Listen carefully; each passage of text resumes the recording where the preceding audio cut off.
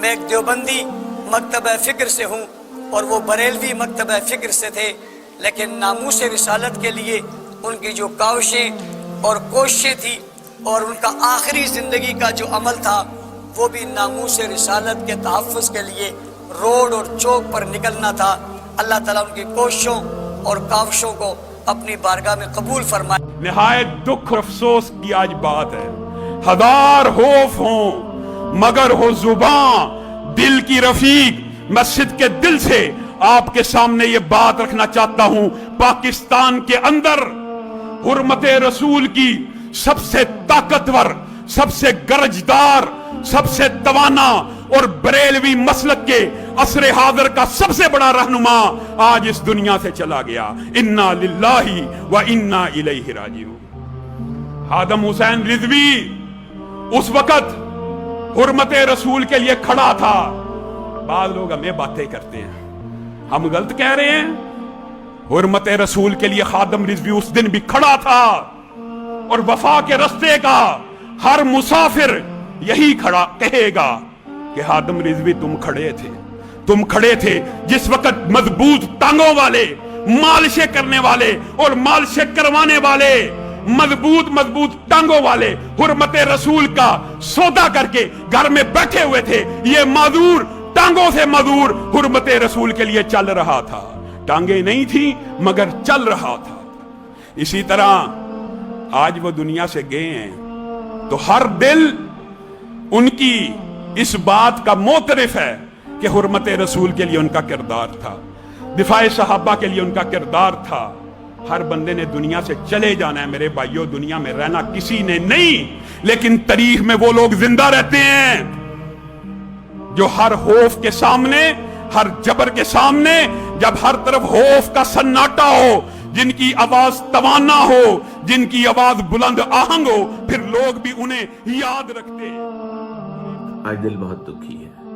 گزشتہ 15-16 سال کے عرصے میں اس امت مسلمہ پر جو کچھ بیتی ہے اور جو رسول اکرم صلی اللہ علیہ وسلم کی ذات کے خلاف ایک طوفان کھڑا ہوا ہے اور خاص طور پہ کھڑا کیا گیا ہے، اس کا مقابلہ کرنے کے لیے پوری امت مسلمہ میں تنہا جس شخصیت نے علم بلند کیا وہ خادم حسین رضوی تھے، جو آج ہم نے نہیں۔ یہ میری ذات کا تیسرا موقع تھا۔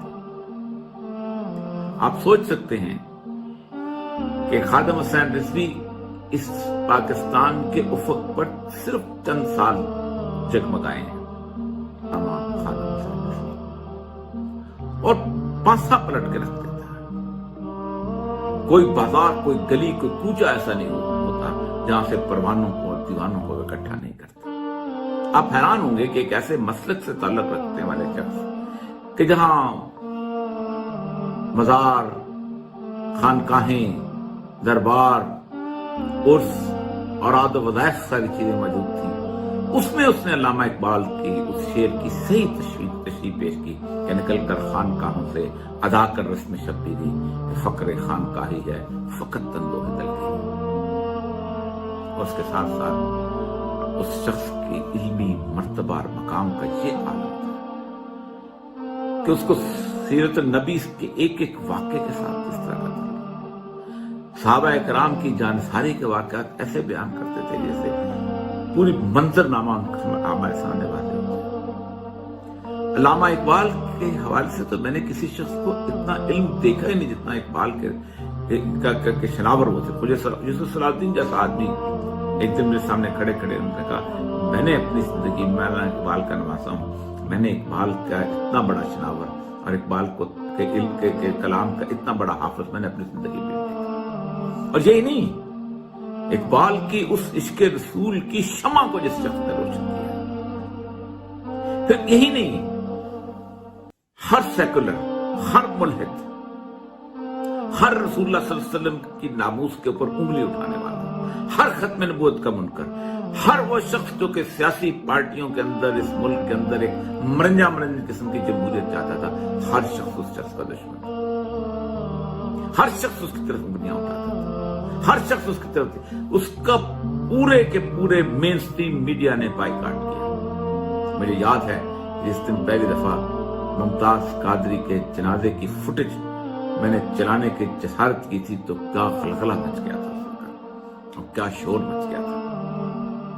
जब मैं उसका नाम लेता था तो ऐसा लगता था कि जैसे मीडिया जाए उसके अंदर तूफान आ जाएगा। लेकिन उस शख्स ने जिस तरह के लोगों को इकट्ठा किया, जिस तरह उसके परवाने और दीवाने थे और उसके नहीं थे, वो तो रसूलुल्लाह सल्लल्लाहु अलैहि वसल्लम की बारगाह में इन सारे लोगों को इकट्ठा करता चला जाता था। और हर कोई कहता था कि हम तो सैयदुल अंबिया सल्लल्लाहु अलैहि वसल्लम की शख्सियत और उनकी जात और उनकी रिसालत और उनकी मोहब्बत का पहरा दे रहे हैं। ये लफ्ज भी उसी शख्स का इजाद करता है कि हम नामूस रिसालत के पहरेदार हैं। इससे पहले ये लफ्ज इस्तेमाल नहीं हुआ, मैंने अपनी तो जिंदगी में नहीं देखा। ये लाहौर शहर है, जिस शहर में तीसरा बड़ा जनाजा है, जो कि मेरी ये आंखें देखेंगी। मैंने मौलाना मौदूदी को 1979 में यहाँ दफन होते देखा, उस जनाजे में शरीक था। मैंने डॉक्टर इसरार अहमद को यहाँ पर दफन होते देखा। कितना बड़ा आलम इस जमीन का रिस्क हो गया। और फिर खालिद हुसैन रज़ी साहब, इतना बड़ा आशिक़ रसूल, इतना बड़ा सैयदुल अंबिया सल्लल्लाहु अलैहि वसल्लम की जात पर पहरा देने वाला।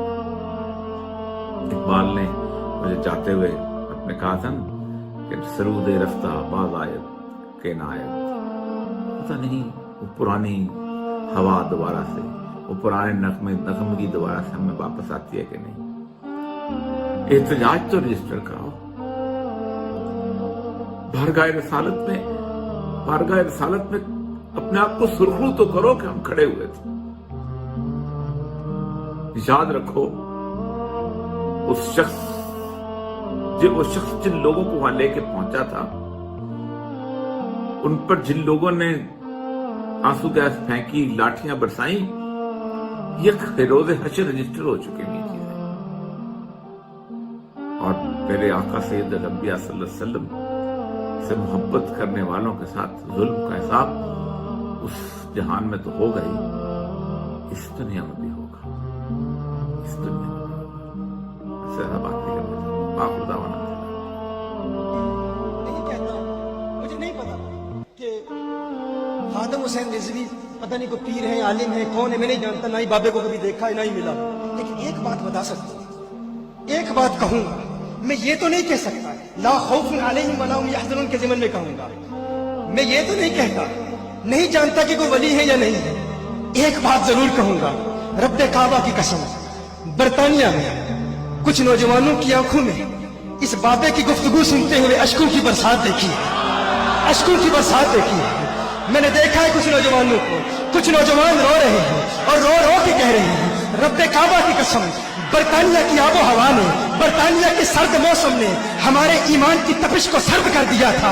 ठंडे हो गए थे हम, लेकिन इस कलंदर की अदा को बराना को सुन के हमारा भी जी चाहता है कि आका की नामूस की खातिर कट मरे। ये बाबा बोलता है तो दिल से बोलता है, दिल से बोलता है। क्यों? क्योंकि इन लोगों को डर नहीं होता, इन लोगों को खौफ नहीं होता, इन्हें परेशानी नहीं होती। ला खौफुन अलैहिम वला हुम यहज़नून, वला हुम यहज़नून। और वो भी उस्तादों के शागिर्द हैं, वो भी उस्तादों के शागिर्द हैं। हजरत अल्लामा बता रहे हैं, हजरत अल्लामा खादिम हुसैन रिजवी साहब हजरत के शागिर्द हैं, हजरत के शागिर्द हैं। तो ये शान है खिदमतगारों की, सरदार का आलम क्या होगा। ये शान है खिदमतगारों की, सरदार का आलम क्या होगा। ये शान है इन सितारों की, इस चांद का आलम क्या होगा। ला खौफुन अलैहिम वला हुम यहज़नून, डर नहीं है, गम नहीं है, परेशानी नहीं है। मेरी आखिरी बात तुहाडे सामने, सारे दे सामने मेरी एक आरज़ू है, इतनी हुजूर नाल मोहब्बत जरूर करके जाना कि जब रूह मेरे पैराहन खाकी से निकली तो रोजे से आवाज आई, ओ मेरा फकीर आया। बस मेरी तुहाडे नाल एक आरज़ू है, जदों कब्र विच फरिश्ते पुछन तो मेरे आका खुद फरमा दें, जाने दो ये अपना ही है, और साडा कोई मकसद नहीं, ना असीं तुहाडे को कुछ लेना है, ना असीं तुहानू कुछ देना है।